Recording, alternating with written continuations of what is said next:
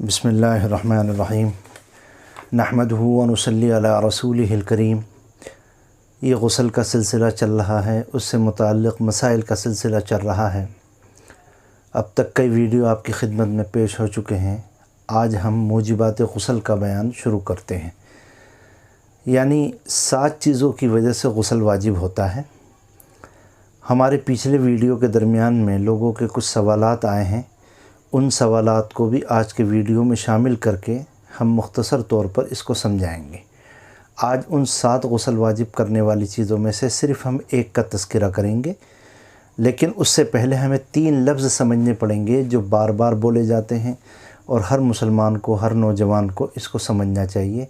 एक लफ्ज़ है इंज़ाल, एक लफ्ज़ है जनाबत और तीसरा लफ्ज़ है एहतलाम। ये तीनों क्या हैं और इनका मतलब क्या है? इंज़ाल का मतलब होता है पेशाब के रास्ते से मनी का निकलना, इसको इंज़ाल कहते हैं। जनाबत किसे कहते हैं? शरीयत की इस्तिलाह में जनाबत के 2 मतलब हैं। एक मतलब तो ये है कि मियाँ बीवी आपस में हमबिस्तरी करें, मर्द की शर्मगाह औरत की शर्मगाह के अंदर दाखिल हो जाए, चाहे मनी निकले या न निकले, शौहर और बीवी दोनों पर गुस्ल वाजिब हो जाएगा। इसको जनाबत कहते हैं। और शरीयत की इस्तिलाह में जनाबत के दूसरे माना हैं इंज़ाल का होना, मनी का निकलना। मनी के निकलने को भी जनाबत कहते हैं। और जिस मर्द और औरत को जनाबत हो जाए उसे जुनूबी कहते हैं।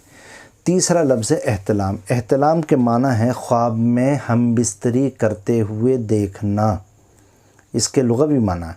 और इस्तिलाही माना है कि ख्वाब में हम बिस्तरी करते हुए देखे और ख्वाब में ही सोते हुए ही उसकी मनी खारिज हो जाए तो उसको एहतलाम कहते हैं।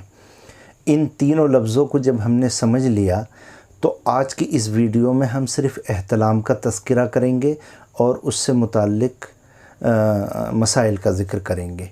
मैं अर्ज़ कर दूं, जिस तरह मर्दों को एहतलाम होता है इसी तरह औरतों को भी एहतलाम होता है। और जिस तरह मर्दों को एहतलाम होने पर गुस्ल वाजिब होता है, इसी तरह औरतों को भी एहतलाम होने पर गुस्ल वाजिब होता है। हज़रत उम्मे सुलेम रज़ी अल्लाह तआला अन्हा ने नबी करीम अलैहिस्सलातु वस्सलाम से पूछा था, ऐ अल्लाह के रसूल, क्या औरतों को भी एहतलाम होता है? आपने फरमाया औरतों को भी एहतलाम होता है और एहतलाम होने पर गुस्ल वाजिब हो जाता है। तो बहरहाल मर्द और औरत दोनों को एहतलाम होता है। यहाँ कुछ मसाइल अलग अलग मैं बयान करूँगा। नंबर 1 मसला, अगर किसी औरत या मर्द का रोज़ा है और वो रोज़े की हालत में सो गया और रोज़े की हालत में सोने के बाद उसको एहतलाम हो गया, तो ऐसी सूरत में उस पर गुस्ल तो वाजिब होगा लेकिन उसका रोज़ा नहीं टूटता। एक और मसला कि कोई मर्द या औरत हज या उम्रे का एहराम बांधे हुए है और उसी एहराम की हालत में वो सो गया और सोने की हालत में उसको एहतलाम हो गया, तो ऐसी सूरत में गुस्ल तो वाजिब होगा लेकिन उसके हज और इसी तरह उसके उम्रे पर कोई फ़र्क नहीं पड़ेगा। एक मसला और, कोई आदमी रमज़ानुल मुबारक के महीने में या रमज़ान के अलावा किसी और मौके पर मस्जिद में एतकाफ़ के लिए बैठा हुआ था, मस्जिद में सोया हुआ था, सोते सोते उसको एहतलाम हो गया। ऐसी सूरत में गुस्ल तो वाजिब है लेकिन उसका एतकाफ़ पर कोई फ़र्क नहीं आया।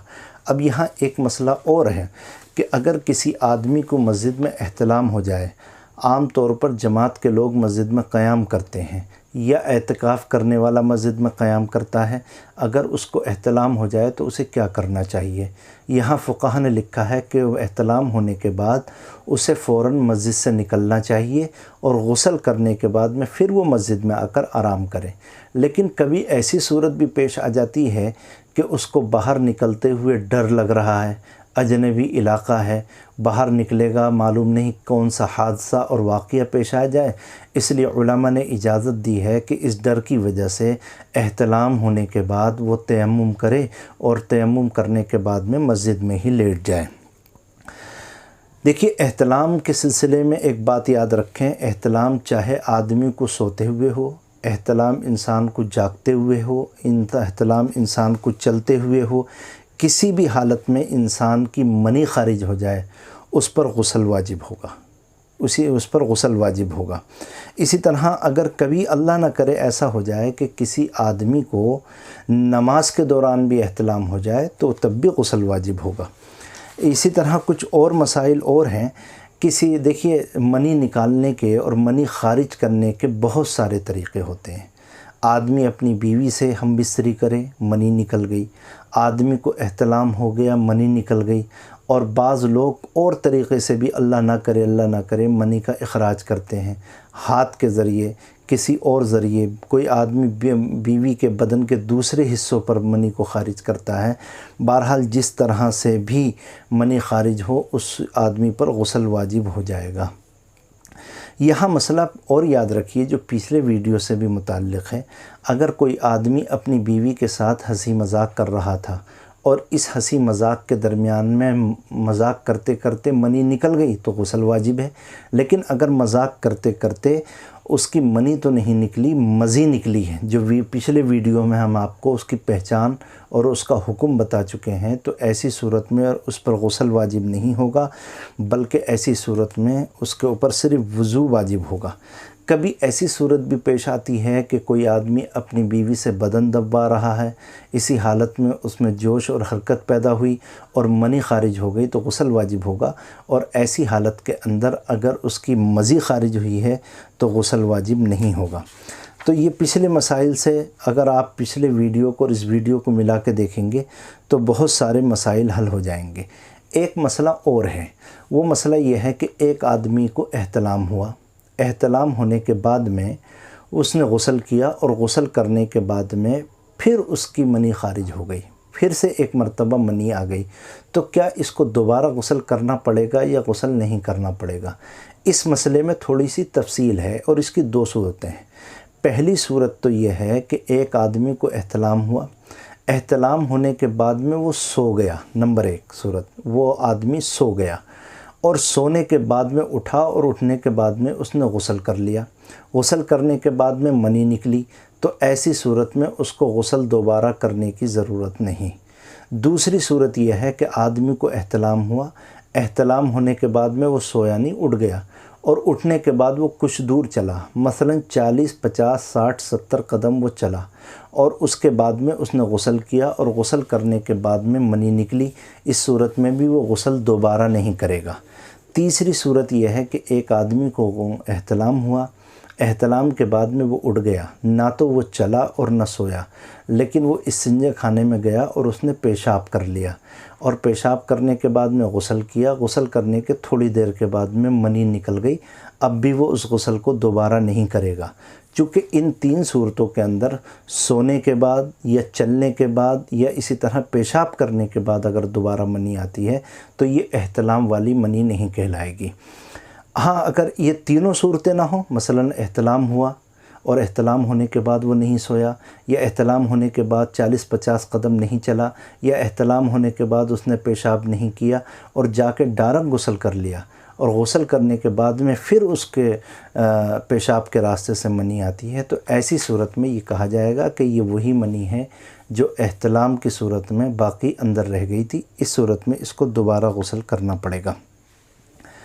کبھی ایسی صورت بھی پیش آتی ہے کہ میاں بیوی نے ہم بستری کی، اور ہم بستری کرنے کے بعد میں صبح میں دونوں نے غسل کر لیا، وہ اتفاق کی بات کہ صبح کے غسل کرنے کے بعد میں عورت کی شرمگاہ سے مرد کی منی باہر آئی، عورت کی شرمگاہ سے مرد کی منی باہر آئی، اور ایسی صورت میں عورت پر غسل واجب نہیں ہوگا، البتہ وہ وضو کرے گی۔ ایک اور اہم مسئلہ ہے جس میں ہمارے نوجوان مبتلا ہیں، کچھ لوگوں کو پیشاب کے بعد میں جرایان کی بیماری ہوتی ہے، یا ہم اسے کہتے ہیں پیشاب کے بعد میں دھات آتی ہے۔ تو کسی نوجوان کو اگر پیشاب کے بعد میں دھات آئے، ہمارے ہاں اردو میں بولتے ہیں، یعنی منی آئے، تو اس کی کیا صورت ہے؟ دیکھیے ہم نے آپ کو بتایا تھا کہ پیشاب کے راستے سے منی بھی آتی ہے، مزی بھی آتی ہے اور ودی بھی آتی ہے، ہم نے آپ کی خدمت میں پچھلے ویڈیو میں عرض کیا تھا، اور اس کو پہچاننے کے طریقے اور فرق کرنے کے طریقے بھی آپ کے سامنے بیان کر دیے تھے، اور یہ بات بھی آپ کے سامنے بیان کر دی تھی کہ پیشاب سے پہلے یا پیشاب کے بعد میں جو سفید رطوبت یا سفید مادہ آتا ہے وہ منی نہیں ہوتی، ودی ہوتی ہے۔ لیکن یہاں مسئلے میں تھوڑی سی تفصیل ہے، اور وہ تفصیل یہ ہے کہ ایک نوجوان لڑکے نے پیشاب کیا، پیشاب کرنے کے بعد میں سفید مادہ یا دھات باہر آئی، تو اب اس کو یہ دیکھنا چاہیے کہ اس کی شرمگاہ کے اندر جوش ہے یا جوش نہیں ہے۔ اگر اس کی شرمگاہ کے اندر جوش ہے تو فقہا کا کہنا یہ ہے کہ یہ جو سفید مادہ باہر آیا یہ منی ہے، لہذا اس پر غسل واجب ہوگا۔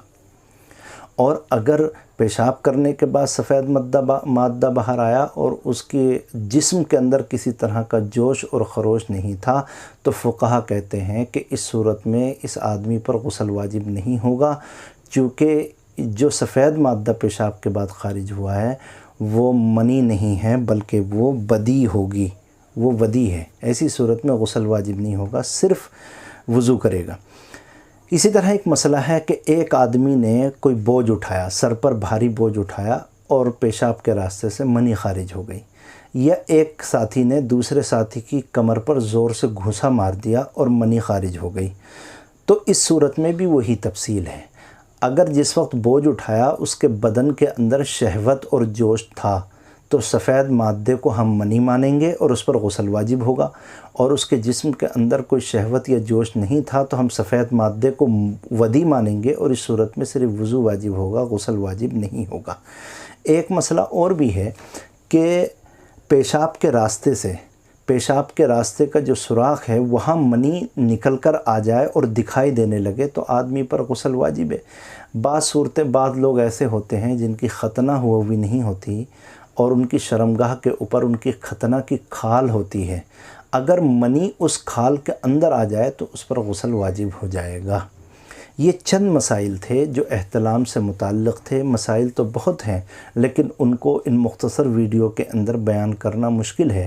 اگلا جو ویڈیو ہے وہ بہت اہم ہے، احتلام کی کم سے کم یا منی کے اخراج کی ایسی 16 صورتیں ہیں جس میں امت کے عام طور پر لوگ فرق نہیں کر پاتے، اس لیے براہ کرم آپ اس کو سنیں، ہم سے جڑے رہیں اور اس کو آگے بڑھائیں تاکہ اس خالی وقت کے اندر ہم مسائل کو سیکھ سکیں، شریعت کو جان سکیں۔ اللہ تعالیٰ اس کرونا وائرس جیسی وبا سے